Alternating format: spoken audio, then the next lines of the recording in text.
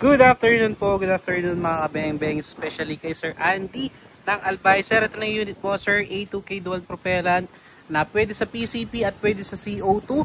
So ngayon nakalagay sa kanya is compressed air po, no? Compressed air po yung nakalagay sa kanya. Tukak na po ito, then up to 2,500 PSI na po itong unit na ito.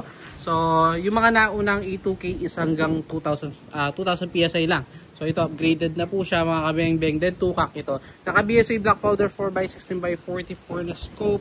So Sir Andy, sir, ito yung unit mo, sir.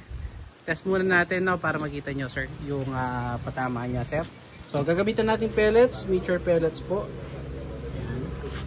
So yun po yung ating steel plate, sir. So check natin yung kanyang patama.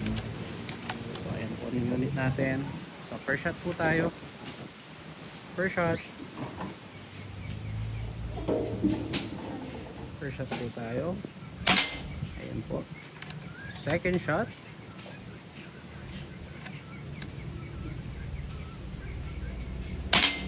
Pellet to pellet mga kabeng-beng. Third shot po.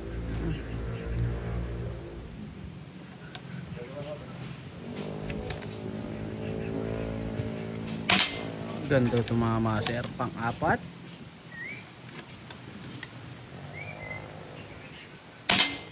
At pang-lima.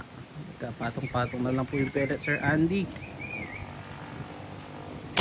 So yun, 5 shots, sir. Nakita nyo naman. 5 out of 5. Napakaganda tumama, sir. So okay na okay yung kanyang barrel. So nagkapatong-patong lamang po.